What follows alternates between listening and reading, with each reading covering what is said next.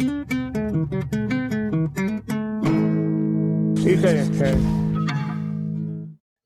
up, gamers? It's your boy Taters to Po, and welcome back to episode 4 of Potatoes to PoH, the series where we primarily use the farming skill to make money, pay for bonds, and eventually fund a maxed out player-owned house with all possible teleports and main features. Sounds crazy, right? Well, let's see how things are going today. The farm runs have been going very well, but I need a few upgrades if I'm going to meet the first bond deadline. So the last day or two has been all about questing, with a few main goals in mind. First, have 5 or more Nightmare Zone eligible boss quests for the ability to teleport there. The boss's usefulness inside NMZ isn't the priority right now. I'm just trying to get to that Yanillion Hops patch quicker. So the fastest 5 quests will do. Next, unlocking Fossil Island. Thank you to SnuggleQuest for your efficient kudos guide. I could kiss you, as there were lots of steps involved in getting to the 100 kudos requirement just so I could test if mining volcanic ash is more efficient than buying from the GE to make ultra compost. Other quest goals include unlocking fairy rings and spirit trees. This will make the world much smaller. Priest in Peril for access to Mauritania, and I also need 100% Hosidius favor, which will give me access to the Tide Farm, the Farm Guild when I hit level 45, and guarantees Hosidius crop growth. Anywho, there's lots to do. That's why I haven't posted in a few days, but let's get to the clips. I knocked out Client of Kourend for the 20% favor boost towards Hosidius. If you're gonna do all favor eventually, use this certificate on Piscarilius. That's by far the most costly and obnoxious one to start from 0%, but I've got different plans, so I spent this one on Hosidius, and then did the Depths of Despair quest for 10% more. The quest boss is easily safe spottable. Just stand diagonal to it and use magic or range. And this boss counted towards my NMZ quota too. Yeah, so I'm that guy that stayed from 30% to 100 at the plows. I must have seen 20 people come and go just to get the bare minimum. But I didn't mind. It was free compared to the fertilizer method, and pretty chill.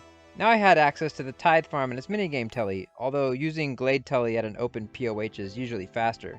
I will be using Tithe Farm for easy experience, and to unlock the Auto D-Weed, the Outfit, and the Herb Sack in that order.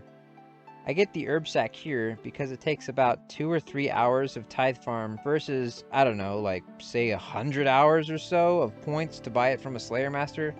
Yeah, easy choice. Most people don't even know about it either.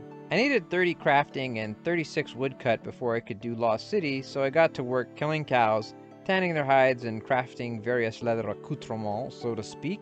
Chopped a bunch of regular oak and willow logs, eventually reaching both goals, so I headed down to Entrana to kill some zombies. The guide suggested Crumble Undead Runge, which is a Super Mario Galaxy brain move. Not only did it work on the zombies for the axe get, it also worked on the tree spirit. I stuck around to coach the next guy even though he probably already knew what to do and didn't need my help. And now, yay, I had access to Zenaris, and fairy rings coming up soon too. Somewhere in there I snuck in 45 farming, and with 100% Hosidius, the farming guild was ready to access. This is huge. There's a bank and seed vault there, and currently I can access 2 allotments, a flower, and a bush patch, and a cactus patch.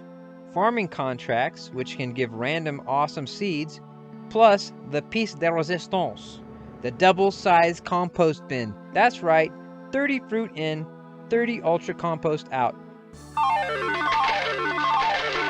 Later on, there's herbs and Hesporian stuff, but for now, I'm stoked just to have this. Feeling the new patch vibe, I did a little Priest in Peril. Forgot this doggo is immune to magic, and had to staff bash my way to the eastern swamplands. Is this Florida? Who needs an ectophile when the Morty farm patch is just a Fankin's Castle telly away? Having more patches and compost bins gives me huge confidence that we can at least meet our bond minimums, but our yields could use a little boost still. Some of that will come from each level gained, but we need a tool. That's right, we need the magic cicadas for Mr. Taters. So I knocked out Restless Ghost, grabbing a spare Ghostbeak amulet for something long down the road, and did Nature Spirit too. Now you don't actually need to finish Fairy Tale Part 1 to get the secateurs, as you get them right before the boss fight, but I'm no pussy, so I got some food and armor and went to give that boss the snips. And that's when I realized why there's suggested combat levels for this quest line. That's when I learned how to read and noticed in the quest tips it says you can flinch this fool on a corner. For those of you who don't know, flinching is where you hit an enemy and quickly hide behind something, then wait until their HP bar disappears and attack again. This allows you to hit certain NPCs without them hitting back. It's super useful for like Phase 1 Calfight Queen, which was one of my first and worst guides, but anyway, after 7 minutes of this technique, I felled the tree spirit.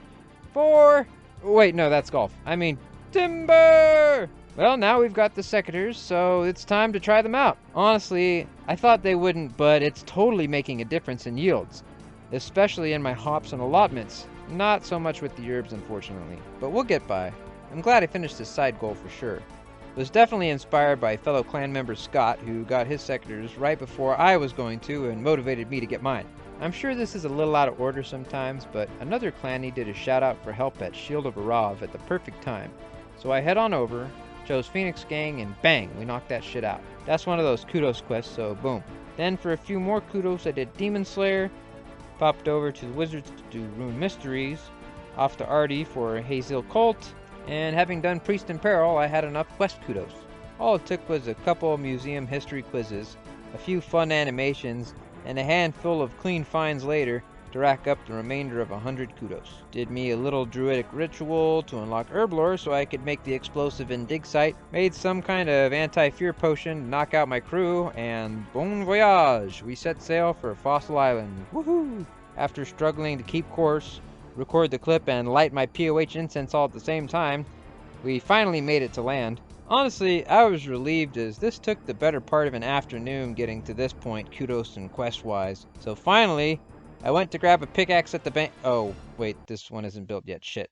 So I teleported back to the mainland, went to grab a pickaxe at a normal bank, did my walk of shame back to the island, and headed to the volcano. The main reason I did all that grind. Just so I can test out getting volcanic ash myself. All I wanted to do was make ultra compost totally from scratch and reap that 100% profit, you know what I'm saying?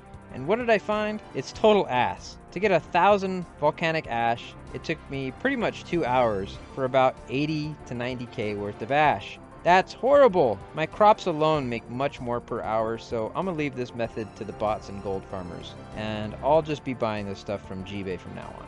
Hey, at least now we know, right? So the Ultra Compost from Scratch Dream was a bust, but we no longer have to buy pineapples from charter members or hop worlds and avoid spiders to note them on Karamja, as I reached level 47 farming, so now we can harvest watermelon. This is huge XP, easy to ensure via Nasturtium flower, and it's super compostable fruit planted right next to the compost bins. No more hauling 15 pineapples from a bank to basically drop trade them to yourself. Instead, now we're using this feature, not a bug, to harvest watermelon and put them in the bin at the same time. Shh, don't tell anyone. Anywho, I'd say that's enough of an optimization to make up for our Fossil Island volcanic ash debacle.